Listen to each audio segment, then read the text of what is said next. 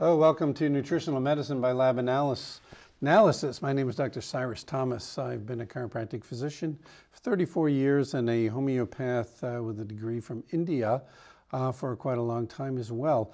Today we're going to be talking about case histories. So that's where you actually get to hear about what other people who have had success with nutrition go through. So there's a lot to cover here today. So if you like programs like this, pay attention today because it's going to be a good one. We're going to be talking about fibromyalgia, chronic fatigue, Crohn's disease, and lung cancer. Now, if you're concerned about ailments that are different than these, don't let that dissuade you from watching. Many of these diseases have issues that are similar with other diseases. All of our case studies are patients who have used the science-based nutrition method. What that means is we've done a blood analysis, a hair analysis, a urine analysis. We've combined the information. We've compared that information with people who do nutrition for their health. And we're not just comparing those results to the average Joe that goes in for a blood test.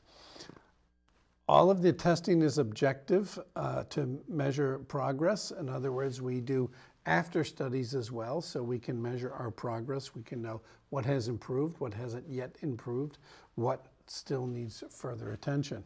100% drug-free solutions, meaning we're using nutraceuticals instead of pharmaceuticals, and it includes an analysis by the healthcare professional, which in this case is me, but there are other doctors and practitioners who do the same type of work.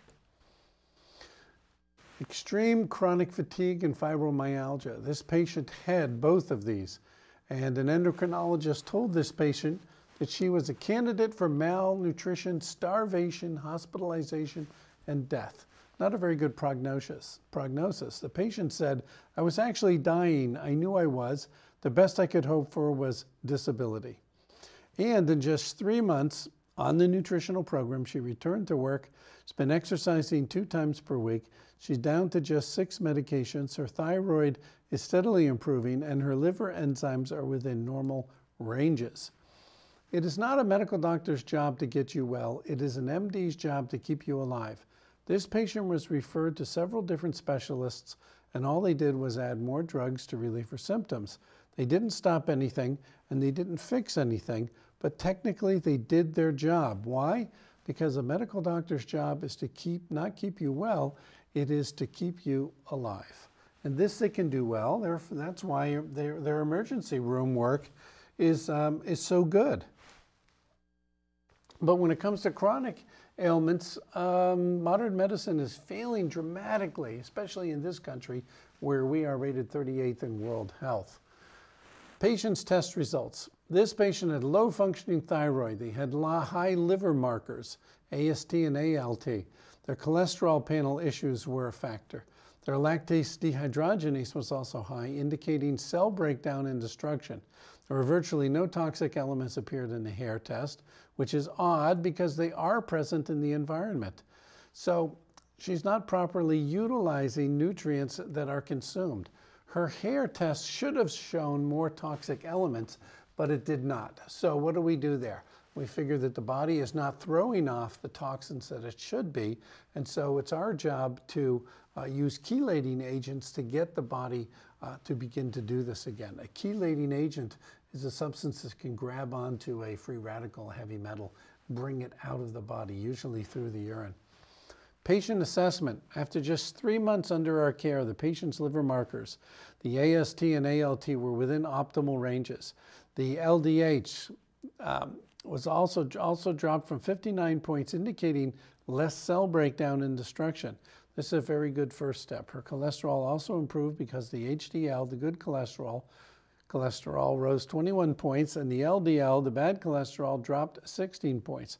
The triglycerides, which were low, also improved, climbing to 80. This patient had been seeing a thyroid specialist for years to monitor a thyroid nodule that kept increasing in size. Amazingly, during her follow-up ultrasound, the doctor was unable to see this nodule. They checked and rechecked, but it had disappeared completely. They couldn't give her an explanation, but finally admitted that it might be due to her healthy lifestyle. Well, get a load of that. That's kind of nice to hear that from a pharmaceutical prescriber. Why didn't any of her other doctors ask, what are you eating? What vitamins are you taking? What are you doing that helped you get this healthy? Do you have other patients who would benefit from this? Of course. Well, why don't they ask, what nutrients are you taking? What are you doing about this? It's because they would have to get into an area of treatment using nutraceuticals, and it's an area they know nothing about. They were given no courses in nutrition.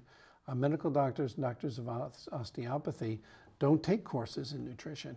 Chiropractic physicians do, and chiropractic physicians who practice like myself take many, many extra classes in nutrition after chiropractic college. So we actually take more classes than even naturopaths do after classes, but that depends on the individual practitioner. Smart medicine is taking nutraceuticals. Why? Because nutraceuticals are naturally occurring substances. Usually they do what you want them to do, like speed up or slow down the thyroid, get the liver to detox. They do that very well. They do the thing you want them to do very well. They also do 30 other good things that are good for your entire body. That's man-made, that's naturally occurring molecules, nutraceuticals. Man-made molecules, which are pharmaceuticals for the most part, they do the one thing you want them to do, but then they have 30 side effects. So instead of 30 other good things that are beneficial to you, it's 30 things that are not beneficial to you. You've seen the commercials on TV. You know what the warnings are like. Crohn's disease is both an autoimmune disorder and an inflammatory bowel disease where white blood cells attack mistaken foreign invaders in the GI tract. What makes Crohn's different from other inflammatory bowel conditions such as irritable bowel syndrome, IBS, or ulcerative colitis is that the inflammation can occur anywhere in the GI tract, from the mouth, esophagus, stomach, small intestines, large intestines, rectum, all the way down to the anus. So Crohn's disease can be full length, and it's very difficult to deal with, a very uncomfortable ailment. The 54-year-old patient presented with Crohn's disease. They were diagnosed in 2004, but he has suffered from digestive troubles since he was a boy. At the time of the initial visit, he'd weighed 165 pounds at 5'9", and his blood pressure was 125/68. That means that the first time his heart beats, sending blood to the body, the pressure goes up to 125. Then it drops down to 68 in between beats, and then it goes back up to 125. So our blood pressure is constantly going from the high to the low, from the high to the low. There are many severity levels of Crohn's disease, but in this case, symptoms were mild. The patient mostly felt sick to the stomach and nauseous in the mornings, but never vomited. He suffered from indigestion and gas that could peel the patient off the that could peel the paint off the walls. That's having flatulence that would annoy anybody. And an endoscopy looking at the intestine showed multiple lesions in his GI tract. Initial blood tests showed a lot of values that were a little low and out of balance, and nearly everyone can be caused by malnutrition, dehydration, or inflammation. Inflammation is very common these days. This was not greatly surprising because with Crohn's disease, the GI tract becomes inflamed and can affect the body's ability to digest and absorb food, as well as create loose bowels or diarrhea, which can cause malnourishment and dehydration. If you've just joined our program, we're doing case histories. Right now we're on Crohn's disease. One patient also had fibromyalgia. We're going to be talking about other ailments as well. After 3 months, this patient noticed many fantastic improvements with his energy levels, indigestion, stomach fat, and dermatitis. He no longer falls asleep after meals, and his fingernails hardened and no longer split. The patient called me after hearing the results of his latest tests and had this to say, quote, "I feel great.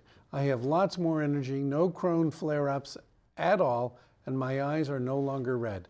I'm exercising more, bicycling for a few miles.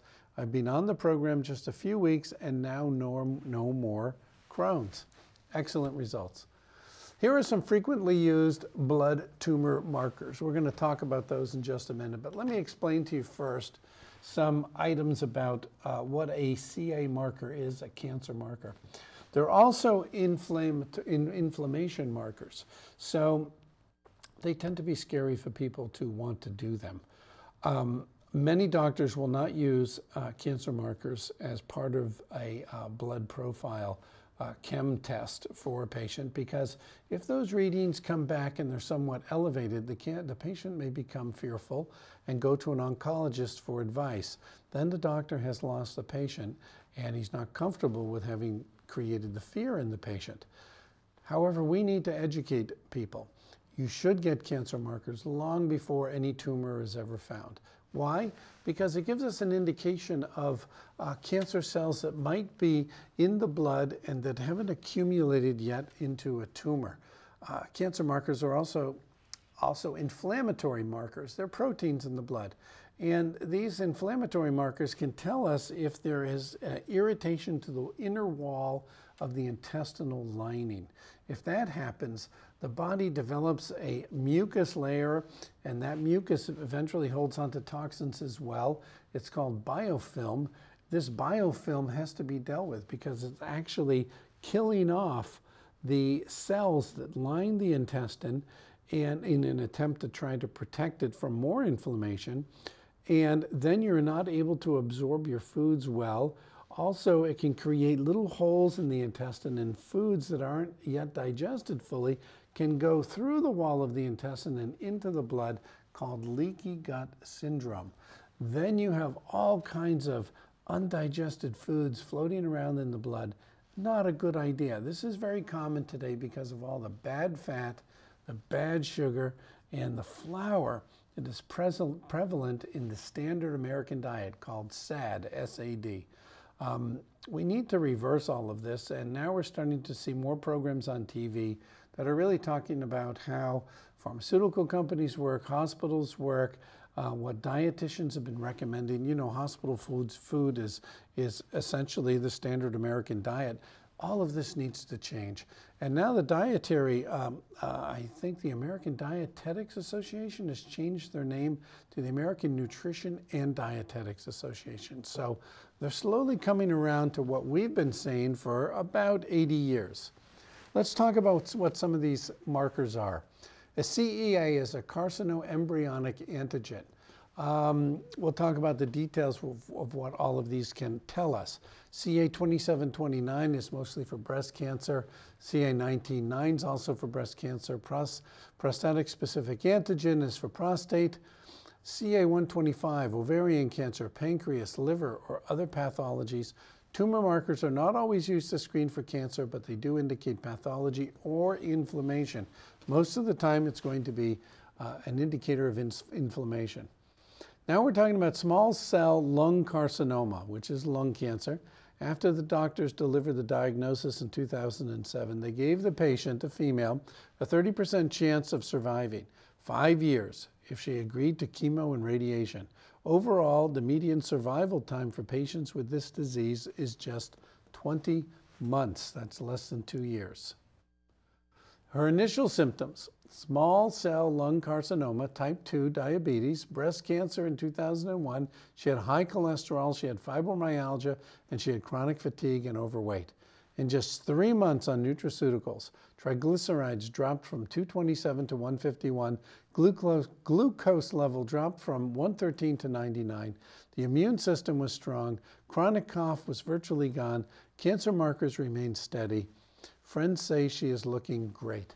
A year and a half after being diagnosed with this incredibly aggressive form of lung cancer, my patient is still thriving. Her cancer markers have remained virtually unchanged, and when dealing with progressive diseases, static, unchanging numbers are fantastic news.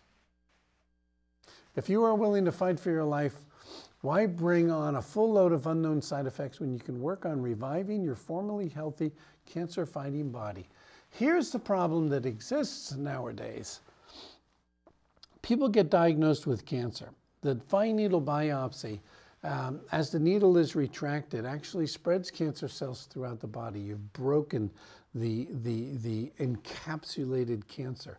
The body likes to encapsulate cancer and keep it that way. You don't want to pierce it with a needle. And if you're going to remove the capsule, you want to make sure that it's not cut. It must remain intact. If we use chemotherapy to kill the cells inside the tumor, we end up destroying the patient's immune system. That makes it very hard to get well. If we use radiation, we can shrink tumors, and oftentimes we can localize that radiation to the tumor, shrink it, give us enough time to get the nutrients to work. So sometimes radiation therapy can work pretty well in conjunction with nutritional therapy. But if we're radiating tissue that is not cancerous, we actually can create a cancerous situation in that tumor. Right now, the leading environmental cause of breast cancer, environmental cause, is radiation. So mammograms are a very bad idea, as are many x-rays. To do routine chest x-rays every time someone comes in for a cough. Chiropractors are taking way too many x-rays of the spine.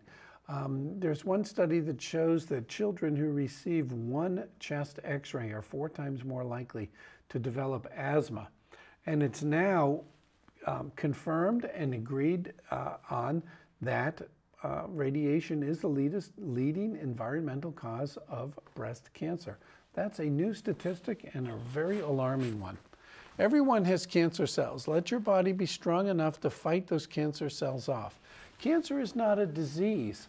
Cancer is a condition that is happening all the time in everybody, regardless of how healthy you are. Because as our cells divide, sometimes they divide incorrectly and they make cells that don't know what to do. That's a cancer cell. We all have cancer cells in our blood, and our white blood cells and our immune system can gobble them up and do away with them quite readily. So it's good to know how well the immune system is doing that. It's also good to know at what rate we're creating those cells, and that's why doing lab tests for cancer markers is such a good idea when we're dealing with a disease like we're talking about now, lung carcinoma, cancer of the lung. We use a medical analysis, but we're using nutritional treatment. So we're using the best medicine has to offer as far as diagnosis goes, but instead of using pharmaceuticals, we're using nutraceuticals. We do a 50-element blood test. This person had a lot of reds and blues, which are not good their first time. The next time they got tested a few months later, things were looking much better. This is a close-up of that. Yellow is warning, red is high risk, and blue is critical. So blue turns to the red, that's good. If a red turns to white, that's good. Red to yellow is also good. So we're looking at liver enzymes, complete cholesterol profile, thyroid profile, and that's just a few of the 52 that we do. When we do a hair analysis, we're looking at about 33 elements. When the hair is created by the scalp, it gets all of its material from an artery that actually passes into the area where it's being formed. We're looking at heavy metals in the hair, metals that you do not want to have. You want them all to be at 0. We're also looking at good minerals and good metals in the body. We want them to be not too little and not too much. So we want them to be along the center line. We're looking at about 33 items there. So altogether, we're looking at about 88 items in the blood. Now, when you get a blood test, usually, if it falls between the dotted lines, you're told that everything is normal. You have to be outside the dotted lines to be told you have an abnormal high or an abnormal low. We, however, use a much more tight range so that we want you between here and here. If your blood values end up in the functional high or the functional low, sure, you're functioning, but you don't feel so great. So you can have a lot of values here and here and still not be operating optimally. What is a nutraceutical? It's an extract of foods with a medicinal effect on the human health. A nutraceutical is usually contained in a medicinal format such as a capsule, tablet, or powder in a prescribed dose. More rigorously, nutraceutical implies that the extract or food is demonstrated to have a physiological benefit or provide protection against chronic disease. There are three major concerns in nutrition: malnutrition, and there are 44 essential nutrients whose lack produces malnutrition; toxins, there are thousands of toxins in most diets; and the third major concern is pathogens: bacteria, viruses, fungi, and protozoa. We know of 300 pathogens that produce disease. So when you're treating somebody holistically, you have to keep in mind, are they malnourished? Are there vitamins and minerals, amino acids, enzymes that they need and don't have? Are they getting a lot of toxins in their diet? Can we eliminate a number of the toxins in their diet by changing their diet? Are they suffering from pathogens? Do we need to work on bacteria and viruses, fungi and protozoa that are in the body? We have a lot of nutrients and herbs that work well for these pathogens. How do we know which diet is right for you? Well, by blood testing. Whether to do a carnivore strategy where we're using more animal products, whether to do an herbivore strategy where we're using a predominance of vegetables and herbs, or to do an omnivore strategy, which means we're balancing the herbivore and the carnivore strategies for a person. We can find out a lot by blood testing. This is my office on D Street. And if you go to my website, integrativealternativemedicines.info, there's a lot of information there. You can read about a whole host of ailments that we didn't cover on the show today. There's only just so much time. But we have programs on thyroid issues, liver problems, pancreatic, as well as Alzheimer's, female hormones. We talk about homeopathic medicine. It's quite an array of interesting programming there. It will lead you to a YouTube site where you can see some 25 to 35 different shows there. I want to thank Vita Flores, our director, and switching today is Janara Iman. Thanks to her for doing that. A few thoughts about what is holistic medicine. Holistic medicine means that, well, it first started with a fellow who wanted to spell it with an H, as in holy, because he was talking about mind, body, and spirit. But holistic medicine was really started 200 years ago by the homeopathic physicians of the time in Germany, where they treated the body, the emotions, and the mind. They left spiritual matters for priests and ministers and rabbis and gurus. Today, it is a little bit presumptuous for a physician or practitioner to treat a person for their spiritual inclinations. Better to stick with body, emotions, and mind. That's a holistic viewpoint. So if Mrs. Jones is in the office with a sore shoulder, we might not just say, you know, can you move your arm here and there? We take an x-ray.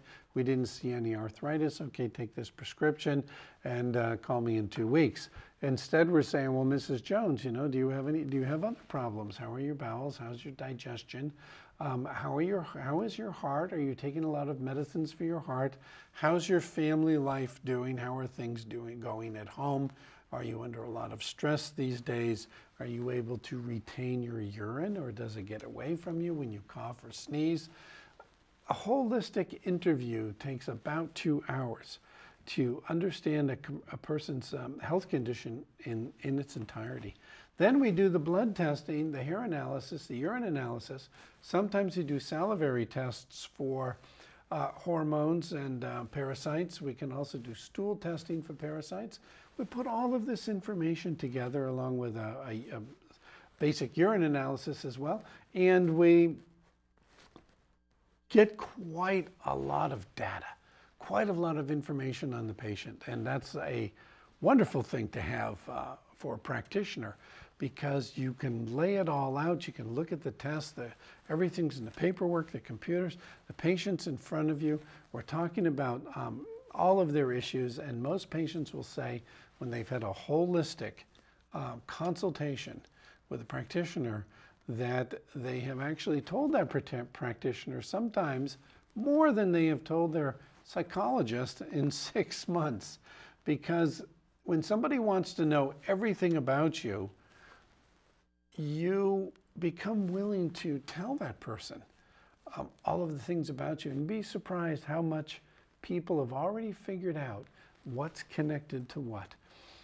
For example, if they have asthma, they might say, yes, I have a strong feeling that my asthma began when I was a young child. I fell off a horse and I hit a tree.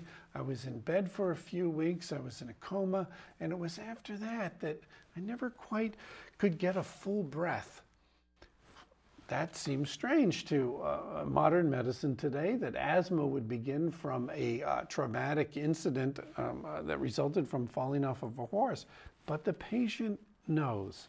Listen to the patient. We have to listen to them, get the full story, and combine it with testing, combine it with questionnaires, and then we've got all the information. So go to integrativealternativemedicines.info. Read some more about it. It'll lead you to the YouTube site where you can see more shows. I want to thank you for watching our program, and special thanks to the Community Media Center of Marin for making all of this possible. Thanks for watching. We air every Tuesday night in Marin at 8 p.m., but the website has, the YouTube website has all the previous shows. Thanks for watching, and may you be in good health.